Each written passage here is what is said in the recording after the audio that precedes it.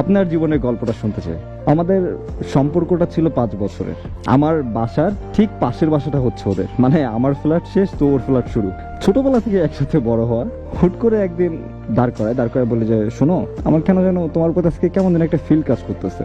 প্রত্যেকদিন ওর জন্য দাঁড়ায় থাকতাম রাস্তায়। অনেক জ্বালা যন্ত্রণা দেওয়ার পরে মেয়েটা রাজি হইলো। রাজি হওয়ার পরে সবকিছু ঠিক চলতেছিল। বছর খানিক পরে দুই ফ্যামিলি জানাজানি হয়ে যায়। জানাজানি হওয়ার পরেই প্রতিনিয়ত আমাদের দুইজনকে মারধর দেওয়া হয়তো, অনেক প্রচন্ড মার খাইছি দুইজনে। আমি যতবার ওর জিজ্ঞাসা করতাম যে তোমার মারছে, ও ততবার একটা কথা বলতো, ধুর বলদ নাকি তুমি। কখনো এই সব জিনিস আমার সামনে আনে নাই, কখনো শেয়ারও করে নাই যে আমার সাথে এই জিনিসগুলো হয়েছে। এভাবে আমাদের সম্পর্কটা চলতে চলতে 5টা বছর অ্যাটলিস্ট আমরা দুই ফ্যামিলির অনেক বুঝাই সুঝাই শেষ পর্যন্ত আমাদের বিয়েটা হয়। আমার কাছে মনে হচ্ছিল আমার দুনিয়াতে কোনো কিছুর আর আফসোস নাই, আমার কাছে সবকিছু আছে। যে মানুষটাকে ছোটবেলা থেকে ভালোবাসি, যে মানুষটাকে পাওয়ার আশা করছি, সেই মানুষটা আজকে আমার সাথে। আমাদের বাবা মা অনেক বেশি ভালোবাসতো আমাদের, মানে দুইজন যা চাইছি, যখন যেটা করতে চাইছি তাই করতে দিছে, কখনো কোনো বাধা দেয় নাই। ও সবসময় আমার একটা কথা বলতো যে আমি কপাল কইরা দুনিয়াতে কিছু পাই বা না পাই, আমি কপাল করে একটা বর পাইছি, আল্লাহ আমার একটা বর দিছে, আমি এতে অনেক খুশি, আমার আর কিছু লাগবে না দুনিয়াতে।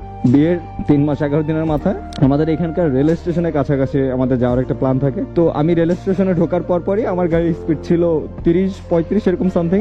তো পিছন থেকে একটা ছেলে ক্লাস 8-এ পড়ে, তো ছেলেটা 110-15 স্পিডে আসা আমাদের বাইকে লাগাই দেওয়ার পরে আমরা দুজনে ছিটে পড়ে যাই। ছিটে পড়ে যাওয়ার পরে গাড়ি পড়ে যাওয়ার সাথে সাথে সাইলেন্সারের লাগা কিছু কিছু জায়গা আমরা অনেক জায়গায় পুড়ে যায়। তো আমি হাঁটতে পারতেছিলাম না, আমি আপুর হয়টা তাড়াতাড়ি ওর কাছে যায়, মাথাটা আমার কোলের উপরে রাখি আর তাড়াতাড়ি করে বলতেছিলাম যে কিছু হয় নাই, তাকাও আমার দিকে।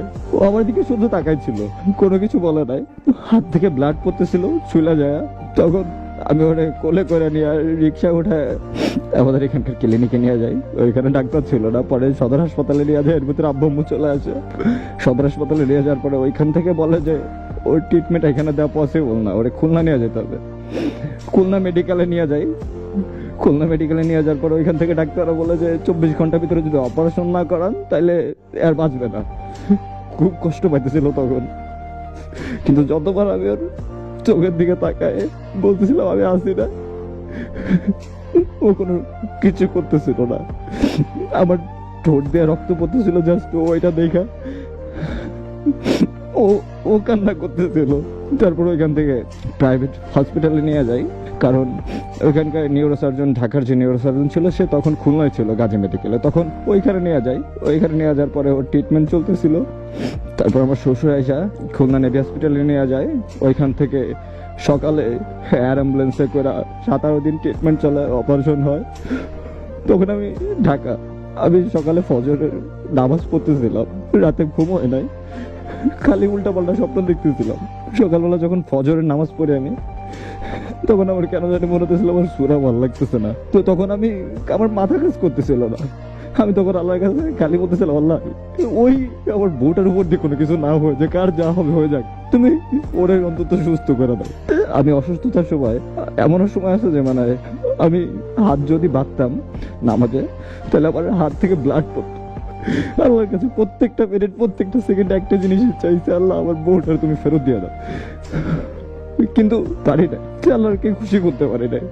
আমি ফজরের নামাজ পড়ে বাড়িতে আসার জন্য, গোপালগঞ্জের দিকে আসার জন্য বাসে উঠছি।